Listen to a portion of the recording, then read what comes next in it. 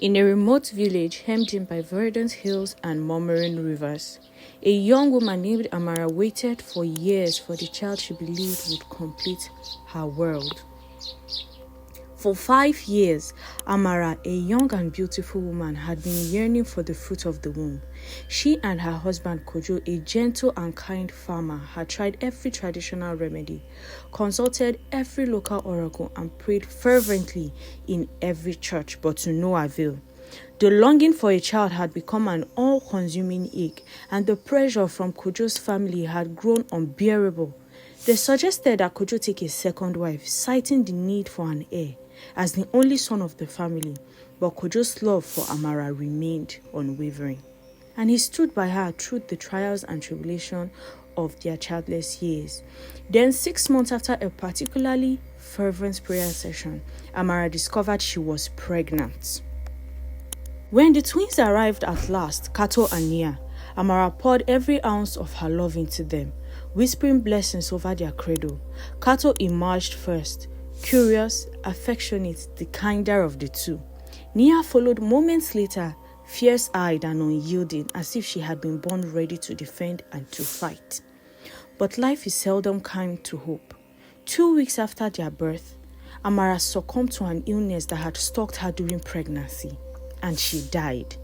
Grief shattered Kojo's heart, and the once vibrant home fell silent.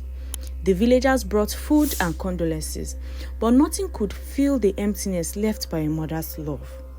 Kojo, nearly broken, raised the twins alone, struggling to bake bread, mend fences, and cradle sitting babies.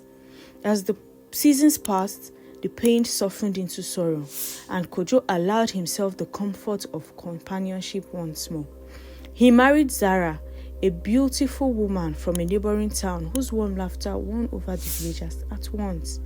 But the twins, especially Nia, felt an unfriendly chill behind Zara's smile. Amara's memory hovered in every corner, in the delicate patterns of the lace curtains, in the way Kato hummed lullabies. Whatever warmth Zara offered, a deeper, colder current lay beneath. Zara treated Kojo with kindness, but her eyes narrowed whenever she looked at the twins. Time and her bitterness at joining a family she never chose sowed seeds of resentment. She saw the children not as part of her husband's joy, but as an obstacle to her own claim on his heart and on his land.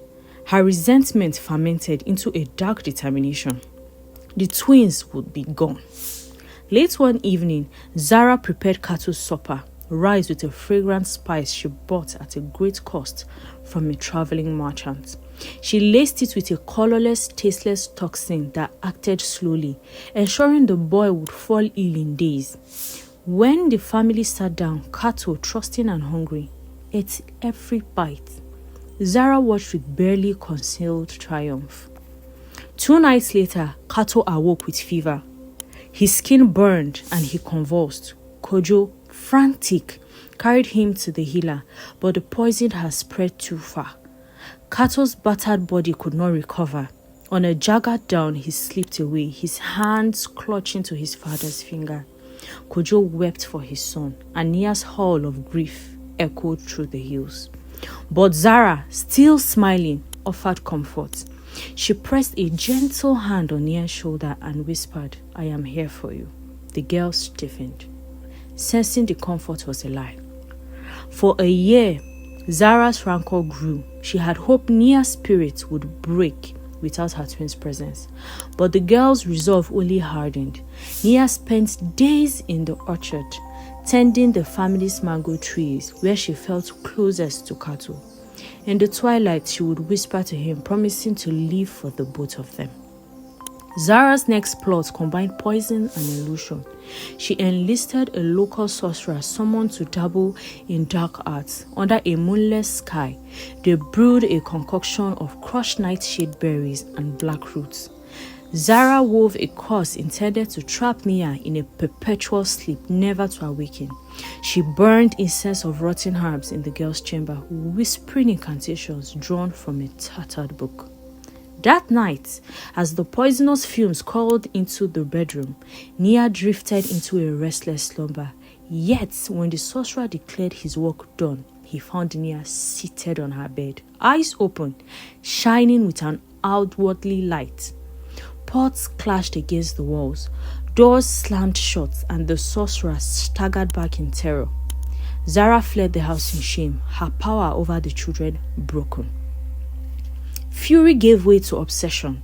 Months passed as Zara plotted fresh horrors. She hired a mercenary driver, promising coin to stage a fatal accident. One night, she sent Nia to fetch water at the village well. As the girl walked down the winding dirt path, a car with no headlights roared into view. Nia froze. Then a sudden gale of wind threw her clear. The car veered violently and struck a large tree. When villagers arrived, the driver lay dead at his wheel. Nia stood a few paces away, unhurt but shaking. The village buzzed with whispers of the girl's destiny. Some said the spirits protected her. Others suspected dark magic. Zara heard the rumors and felt dread, but her hatred still burned. By now, Kojo's grief had given way to solemn determination. He devoted himself to Nia, teaching her the ways of their ancestors, of herbs and remedies, of reading the omens in the stars. He had given up on love, but he would not lose his remaining child. Zara, stripped of all allies and respect, sank into isolation. Yet her footprints of hate remained. Each failed attempt at murder hardened her heart further. She refused to eat or sleep. Subsisting on wild herbs, she claimed purified her soul for the final kill. On a chilly morning, Zara decided to lure Nia into the forest under the pretense of gathering special healing plants. She carried a knife coated with an ancient neurotoxin, fast-acting, black as star. They walked side by side until Nia spotted a rare flower. Zara gave a silent nod, slipped behind the girl, and raised the blade.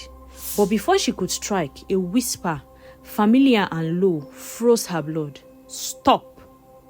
Kato's ghost materialized between them, eyes blazing with defiance. The knife clattered to the ground. Zara recoiled as unseen hands gripped her, forcing her to her knees. Kojo's son, returned from death, stood sentinel for his sister. Zara pleaded, promised to confess her sins, begged forgiveness, but the spirit boy only shook his head. With a gesture that crackled the air, he drew from her the bitter truth. Every poison, every plot. Zara's voice rose in frantic confession, and the forest drank her words. A hush fell, then Kato advanced, extended a hand. Zara's body convulsed as if gripped by invisible vines. Within moments, she collapsed, her life unspooling like the night. The next dawn, Kojo found Nia by the river, the sunrise glistening on ripples of water. He knelt and took her hands, tears carving clean lines down his weathered face. "We live because love endures," he whispered. Together, they returned home. News of Zara's end and Kato's spectral justice spread beyond the hills. The villagers gathered in the square, cast stones at Zara's empty grave as if punishing her one final time. In the days that followed, Kojo and Nia honored Kato's memory by planting a mango grove where the twins first played. Each year, blooms carpeted the ground at harvest time, a testament to life reclaimed. If this story inspired you, please help us grow this channel by sharing this video, giving it a thumbs up, and leaving a comment below. And don't forget to hit the subscribe button so more people can discover powerful stories like this one.